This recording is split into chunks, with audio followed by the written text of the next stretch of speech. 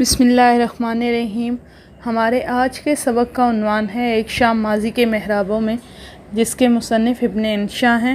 یہ سبق دراصل ان کے ایک سفر نامے کا حصہ ہے جس میں سفر شام اور خاص طور پر جامع مسجد دمشق، جسے جامع مسجد عمائد بھی کہا جاتا ہے اور وہ اسلام کی قدیم ترین مساجد میں شمار ہوتی ہے، اس کا سفر بیان کیا گیا ہے اور ابن انشا کے مخصوص انداز میں طلباء کی دلچسپی کے لیے اس سبق کو یہاں پیش کیا جاتا ہے۔ اس سفر نامے کا جائزہ لینے سے پہلے سفر نامے کی تعریف دیکھتے ہیں۔ سفر نامہ جیسے کہ اپنے نام سے ہی ظاہر ہے، ادب کی ایک ایسی صنف ہے جس میں بیرونی ادب، تلاش بینی، مہم جوئی یا قدرتی لکھائی اور رہنمائی کتب اور دوسرے ملکوں کے دورے شامل ہیں۔ سفر عربی زبان کا لفظ ہے جس کے معنی ہے مسافت طے کرنا۔ اس کو لکھنے کا مقصد قارئین کو اپنے تجربات اور واقعات سے آگاہی دینا ہے، عام انسان کے اندر دیار غیر کے بارے میں جاننے کی خواہش پیدا کرنا اور سفر کی داستان سنانا۔ اس کے علاوہ سفر نامہ سفر کے تاثرات، حالات اور قوائف پر بھی مشتمل ہوتا ہے۔ فنی طور پر سفر نامہ بیانیہ ہے، یعنی اسے بیانیہ شکل میں تحریر کیا جاتا ہے، جو سفر نامہ نگار دوران سفر یا سفر کے اختتام پر اپنے مشاہدات، کیفیات اور اکثر اوقات ورادت قلبی سے مرتب کرتا ہے۔ اردو کے کچھ مشہور سفر نامے یہ ہیں: 7 سمندر پار، لبیک، نظرنامہ، کسرا کی ہوائیں، اندلس میں اجنبی، وغیرہ وغیرہ۔ اور سفر نامے میں پہلا نام یوسف کمبل پوش صاحب کا آتا ہے اور اس کے بعد اردو میں بے شمار سفر نامے تحریر کیے گئے، جس میں مختلف انداز میں سفر نامہ نگاروں نے اپنے اپنے تجربات کو بیان کیا ہے، پیش کیا ہے، اور طویل ترین مسافت طے نہ کرنے والے افراد جو ہیں وہ ان سفر ناموں سے حظ اٹھا سکتے ہیں اور فوائد بھی حاصل کر سکتے ہیں، اور گھر بیٹھے ہوئے تصور کی آنکھ سے اور دوسروں کے بیان کیے گئے سفر ناموں کے ذریعے دوسرے ملکوں کی سیر بھی کر سکتے ہیں۔ یہ سفر نامہ جامع مسجد دمشق کے بارے میں اور اس کے اطراف کے بارے میں تحریر کیا گیا ہے، اور یہ مسجد شام کے قدیم شہر دمشق میں واقع ہے اور دنیا کے قدیم ترین مساجد میں اس کا شمار ہوتا ہے۔ اس کی بنیاد چونکہ اموی خاندان نے رکھی تھی، اسی چیز کی وجہ سے اسے عمائد مسجد بھی کہا جاتا ہے۔ یہ مسجد کافی بڑی ہے۔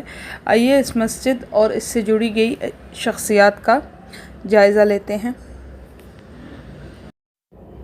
حضرت یحییٰ علیہ السلام کا مزار اسی مسجد کے اندر واقع ہے، جو کہ مسجد کے بالکل صحن میں نہیں بلکہ عین مسجد کے اندر واقع ہے، اور یہ مزار ایک اللہ کے برگزیدہ نبی کا ہے جن کا نام حضرت یحییٰ علیہ السلام تھا۔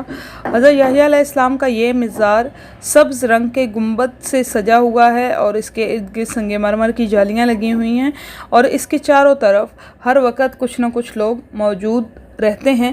ابن انشا بھی یہاں پر کچھ دیر کے لیے انہوں نے اعتکاف کیا اور پھر وہ مسجد کو جب دیکھنے میں مشغول ہوئے، چونکہ جب ابن انشا نے یہ سفر کیا تو اس وقت رمضان کا مہینہ تھا اور مسجد میں جگہ جگہ پر وعظ کیا جا رہا تھا، اسلام کی عظمت ماضی کے قصے کے ساتھ ساتھ رمضان کے فضائل بھی بیان کیے جا رہے تھے، اور جو لوگ ہیں وہ ایک واعظ کی باتیں سنتے ہوئے دوسرے واعظ کے پاس جا کر بیٹھ جاتے تھے۔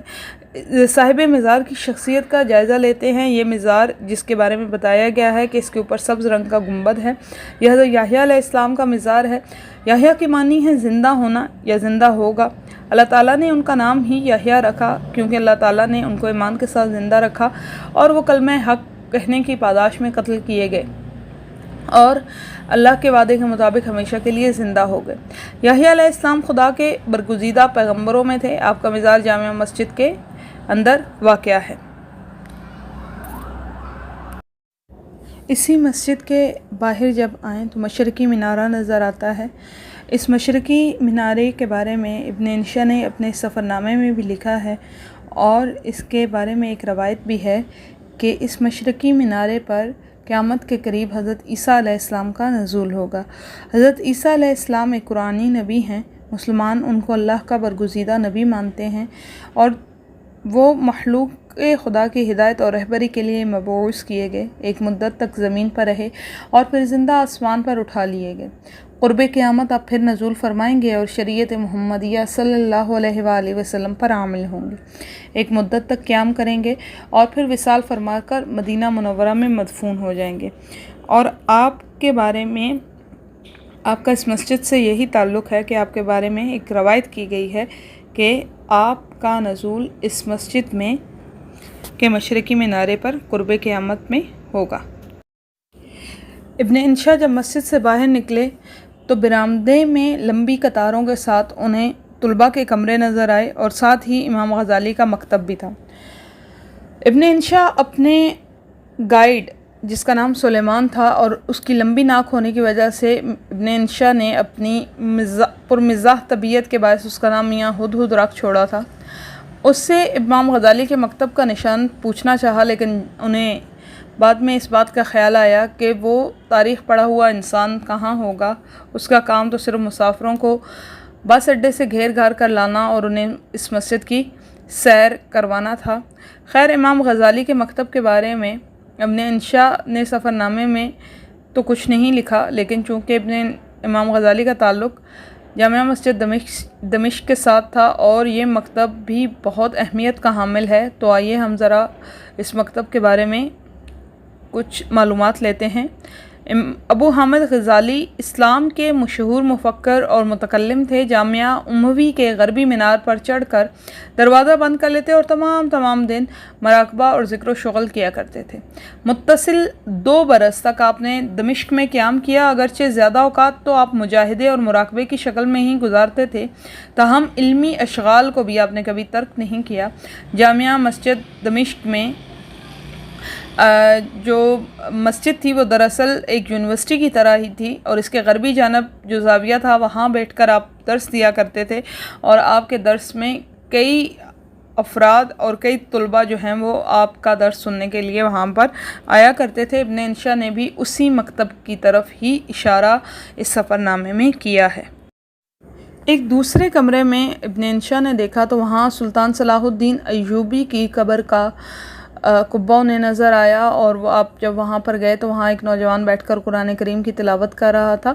ابن انشا کافی جذباتی ہو گئے اور انہوں نے سلطان صلاح الدین ایوبی کی تعریف کی، جو کہ صلیبی جنگوں کے اندر نہایت جان فشانی اور بہادری کے ساتھ انہوں نے دشمن کو خاک و خون میں ملا دیا تھا، لیکن اس کے علاوہ آپ کی بہادری کے ساتھ ساتھ آپ کے حسن اخلاق کے قصے بھی بہت مشہور ہوئے۔ ابن انشا ان کی قبر پر کھڑے ہوئے اور دل میں یہی سوچ رہے تھے کہ ان جیسا کوئی اور انسان اس دنیا میں موجود نہیں، کاش ان جیسا کوئی بہادر جنگجو موجود ہوتا جو فلسطین اور شام کے مہاجرین کی تکالیف کو دور کرتا اور ان کے لیے اسی طریقے سے آسانیاں پیدا کرتا جس طرح سلطان صلاح الدین ایوبی نے کی تھی۔ سلطان صلاح الدین ایوبی سلطنت کے بانی تھے۔ آپ نہ صرف تاریخ اسلام بلکہ تاریخ عالم میں بھی مشہور ترین فاتحین اور حکمرانوں میں سے ایک ہیں۔ آپ 1138 میں موجودہ عراق کے شہر تکریت میں پیدا ہوئے۔ آپ کے زیر قیادت ایوبی سلطنت نے مصر، شام، یمن، عراق، حجاز اور دیار باقر پر بھی حکومت کی۔ صلاح الدین ایوبی کو بہادری، فیاضی، حسن اخلاق، سخاوت اور بردباری کے باعث نہ صرف مسلمان بلکہ مسیحی بھی عزت کی نگاہ سے دیکھتے ہیں۔ صلاح الدین ایوبی کو فاتح بیت المقدس بھی کہا جاتا ہے۔ آپ نے 1187 میں یورپ کے متحدہ افواج کو عبرتناک شکست دے کر صلیبی جنگوں میں کامیابی حاصل کی اور بیت المقدس کو ان سے آزاد کروایا تھا۔ آپ کی قبر مبارک اسی جامعہ مسجد دمشق کے اندر واقع ہے۔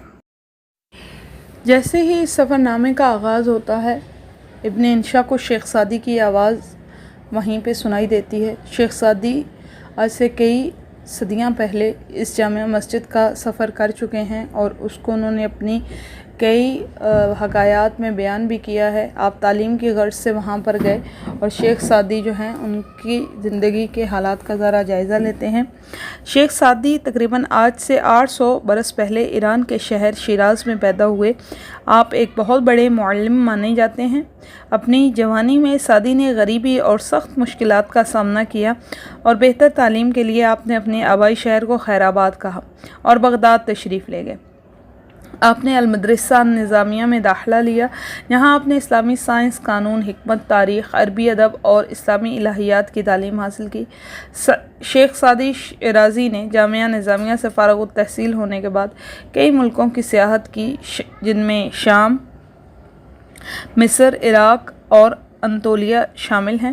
یہاں بڑے بڑے شہروں کی زیارت کی، گاہکوں سے بھرے پررونق بازار دیکھے اور اعلیٰ درجہ کے فنون لطیفہ کے نمونوں سے محفوظ ہوئے اور وہاں کے علماء اور فنکاروں سے ملاقاتیں کی۔ آپ کی 2 کتابیں گلستان اور بوستان بہت مشہور ہوئیں۔ آپ کی پہلی کتاب گلستان نثر میں ہے، جبکہ بوستان نظم کی شکل میں ہے۔ آپ نے 100 برس کی عمر میں شیراز، ایران میں انتقال فرمایا اور آپ نے اپنے کئی حکایات میں جامع مسجد دمشق کا تذکرہ کیا ہے۔ یہی وجہ ہے کہ ابن انشا جیسے اس مسجد کے اندر داخل ہوئے، وہاں پر انہیں شیخ سعدی کی آواز اور ان کی یاد نے اپنے حصار میں لے لیا۔ جامع مسجد دمشق کے بالکل وسط میں حضرت یحییٰ علیہ السلام کا مزار واقع ہے، جو کہ مسجد کے صحن میں نہیں بلکہ مسجد کے درمیان واقع ہے۔ آئیے اس مزار کا جائزہ لیتے ہیں۔ اس کے بعد ابن انشا نے میاں حدود کو وہیں سے الوداع کہا اور خود اس مسجد سے باہر متصل سوق حمیدیہ کی طرف تشریف لے کر گئے۔ سوق حمیدیہ کا شمار بھی قدیم ترین بازاروں میں سے ہوتا ہے، جیسے کہ اس کے نام سے ہی ظاہر ہے۔ سوق عربی زبان میں بازار کو کہا جاتا ہے۔ ابن انشا کو وہاں سے کوئی سامان نہیں خریدنا تھا، بلکہ وہ تو اس شہر کے در و دیوار سے باتیں کرنے اور تاریخی مقامات کو دیکھنے کے لیے آئے تھے۔ اس مسجد کے اندر اس وقت شام کا وقت تھا اور روزے دار اپنی دکانیں سمیٹ رہے تھے، اور ابن انشا نے یہاں پر مسجد کی پرانی محرابوں کو دیکھا، جو کہ انہیں زمانہ قدیم کی سیر کے لیے لے کر گئیں۔ یہاں پر ایک مدرسہ بھی واقع ہے جس کا نام مدرسہ ناصریہ ہے، اور اس کی بنیاد صلاح الدین ایوبی کے بھائی ناصر الدین نے رکھی تھی۔ اور یہ جو بازار ہے یہ ایک مشہور بازار ہے اور مرکزی بازار میں اس کا شمار ہوتا ہے، اور جامع مسجد کی قدیم ترین دیواروں کی حدود میں واقع ہے کے ساتھ واقع ہے۔ اس کا ایک سرا جامع مسجد دمشق سے ملتا ہے۔ یہ 2000 سال سے زیادہ قدیم ہے، اور تاریخی طور پر اس کی اہمیت اس وجہ سے بھی ہے کہ یہ وہ بازار ہے جہاں پر کربلا کا لوٹا پٹا قافلہ، جس میں علی بن حسین زین العابدین اور زینب بنت علی شامل تھے، اور اہل بیت کی خواتین کو گزار کر یہیں پر یزید بن معاویہ کے دربار میں پیش کیا گیا تھا۔ سفر نامے کا تعارف اور مرکزی خیال۔ اپنے سفر نامے میں ابن انشا نے دمشق کے حوالے سے مختلف مقامات کی سیر کا حال بیان کیا ہے۔ ان میں کوچہ و بازار، مقبرے، مساجد اور تاریخی مقامات وغیرہ شامل ہیں۔ اس سفر نامے کے ذریعے انہوں نے قارئین کو یہ بتایا ہے کہ ان کا ماضی کیا تھا، کتنا عظیم تھا اور کس قدر جاہ و حشمت سے بھرا ہوا تھا، کس قدر بہادری اور شجاعت کے کارناموں سے پر تھا۔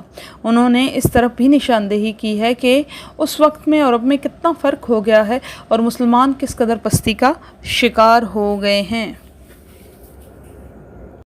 اس سفر نامے کے مصنف ابن انشا ہیں۔ ابن انشا معروف مزاح نگار، شاعر اور سفر نامہ نگار تھے، اور آپ کا اصلی نام شیر محمد خان ہے، اور آپ کا تخلص انشا تھا۔ آپ صرف مزاح نگار ہی نہیں بلکہ ایک مقبول شاعر بھی تھے۔ ان کی شاعری اردو ادب میں خاص مقام اور مرتبہ رکھتی ہے۔ شیر محمد خان کو ابن انشا کے نام سے ہی شہرت حاصل ہوئی۔ یہی وجہ ہے کہ اردو ادب میں ان کے اصل نام معروف نہیں ہے۔ آپ 1927 کو جالندھر کے نواحی گاؤں میں پیدا ہوئے۔ 1946 میں جامعہ پنجاب سے BA اور 1953 میں کراچی یونیورسٹی سے MA کیا۔ 1962 میں نیشنل بک کونسل کے ڈائریکٹر مقرر ہوئے۔ ابن انشا کو بک ڈیولپمنٹ پروگرام کے وائس چیئرمین اور ایشین کوئبل کمیشن پروگرام اور ٹوکیو کی مرکزی مجلس ادارت کے رکن بھی تھے۔ آپ نے روزنامہ جنگ کراچی، روزنامہ امروز لاہور کے 7 روزہ ایڈیشنز اور 7 روزہ اخبار میں بھی کام کیا، اور آپ نے کالم نگار کی حیثیت سے بھی خدمات سر انجام دی۔ آپ کے سفر ناموں میں آوارہ گرد کی ڈائری، دنیا گول ہے، ابن بطوطہ کے تعاقب میں چلتے ہو تو چین کو چلیے، اور نگری نگری پھرا مسافر شامل ہیں۔ ابن انشا کی سفر ناموں کی خصوصیات: آپ کی پیروڈی کا انداز منفرد ہے۔ آپ کے سفر نامے آپ کی معلومات کی وسعت کو ظاہر کرتے ہیں۔ آپ نے اپنے سفر ناموں کے لیے غیر ملکی زبانوں سے بھی استفادہ یعنی کہ فائدہ حاصل کیا ہے۔ آپ واقعات سے مزاح پیدا کرتے ہیں اور آپ کے مزاح کا انداز جداگانہ ہے۔ آپ کی سماعتوں کا بے حد شکریہ۔